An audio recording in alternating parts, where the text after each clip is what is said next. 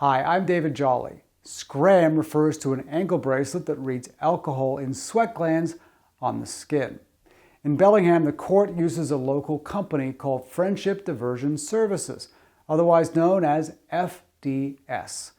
FDS will send monthly reports to Whatcom County Probation during the time that you have the SCRAM bracelet installed on your ankle.